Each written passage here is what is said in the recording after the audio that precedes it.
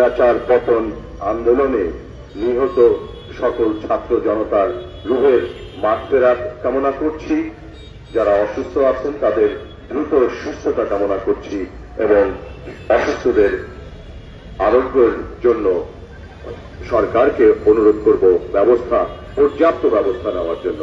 বন্ধুরা, আপনারা দেখেছেন হঠাৎ করে স্বামী ভিনদেশী এদেশের মানুষ যখন তার স্ত্রীকে ছেটিয়ে বিদায় করল, এক কাপড়ে চলে যেতে হয়েছে, তার বদলা নিতে আকস্মিকভাবে ত্রিপুরার ডম্বুর গেটগুলো খুলে দিল, বাংলাদেশকে পানিতে ডুবিয়ে দিল।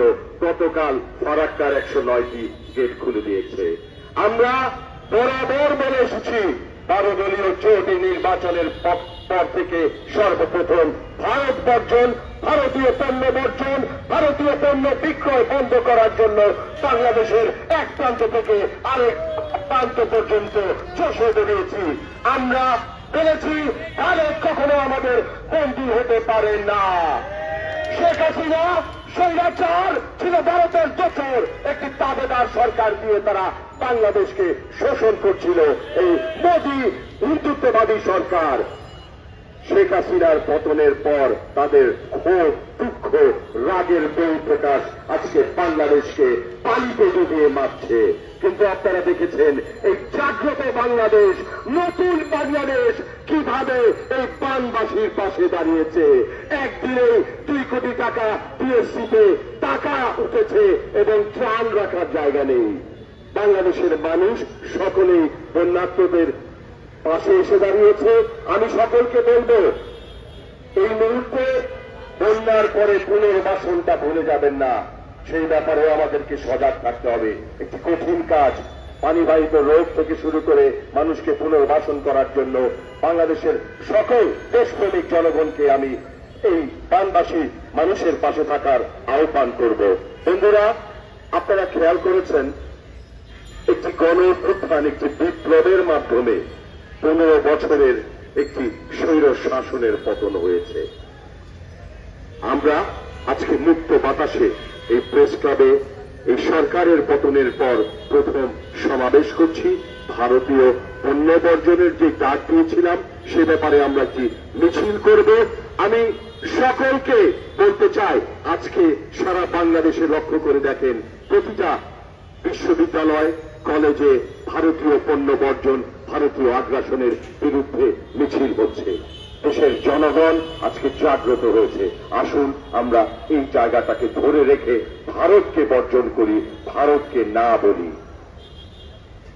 এই সরকার আজকে একটি অন্তর্বর্তী সরকার, জন আকাঙ্ক্ষার সরকার। তারা 5 তারিখে ক্ষমতায় এসছে। ক্ষমতায় আসার পর থেকেই দেখছি 2 সপ্তাহে নাকি 500-এরও অধিক সংগঠন তাদের দাবি দামা নিয়ে মাঠে নেমেছে। এরা কোথায় ছিল এতদিন? আওয়ামী প্রেতাত্মাগুলো আবার মাঠে নেমেছে। এদেরকে প্রতিহত করতে হবে। আপনাদের আমাদের ইমানি দায়িত্ব, যারা 15 বছর তাদের দাবির ব্যাপারে সোচ্চার ছিলেন না, তাদেরকে প্রতিরোধ করতে হবে। পরশুদিন তো দেখেছেন কিভাবে কাপড় খুলে পালিয়েছে আনসাররা। কাপড় খুলে দিতে হবে এদের।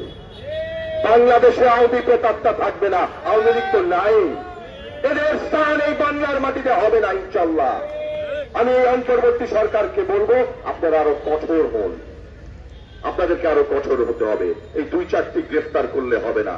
এদের দোসর মেনন ইনুকে গ্রেফতার করেছেন। হাস্যকর ভাবে আজকে দেখলাম জিএম কাদের বলে শেখ হাসিনার বিচার করতে হবে।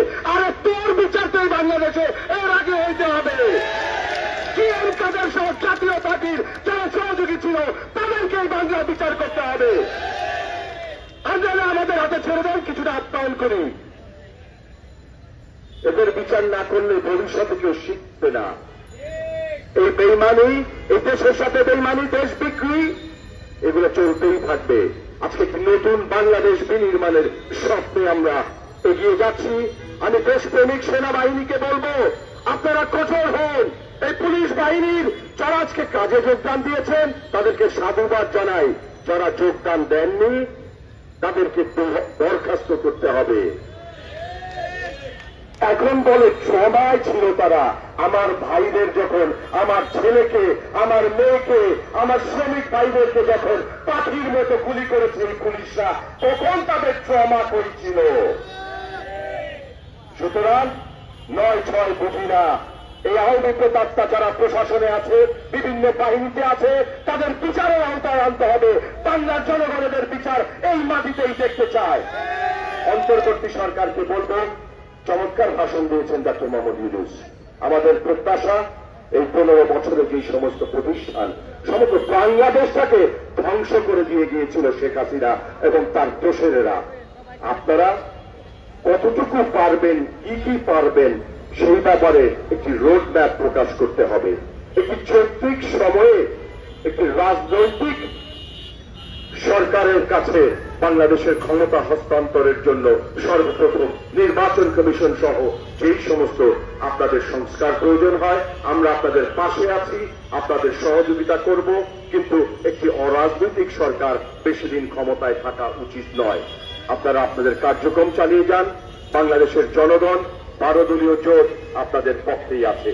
পরিশেষে আমি আবারও সকলকে উদাত্তভাবে আহ্বান করব, আসুন আমরা ভারতকে না বলি, ভারতীয় পণ্য বর্জন করি, এবং যারা ভারতীয় পণ্য বিক্রয় করেন তাদেরকে বলি ভারতীয় পণ্য বিক্রয় বন্ধ করুন। আমার বক্তব্য শেষ করছি। খোদা হাফেজ। বাংলাদেশ জিন্দাবাদ। 12 দলীয় জোট জিন্দাবাদ। বাংলাদেশ জাতীয় দল জিন্দাবাদ।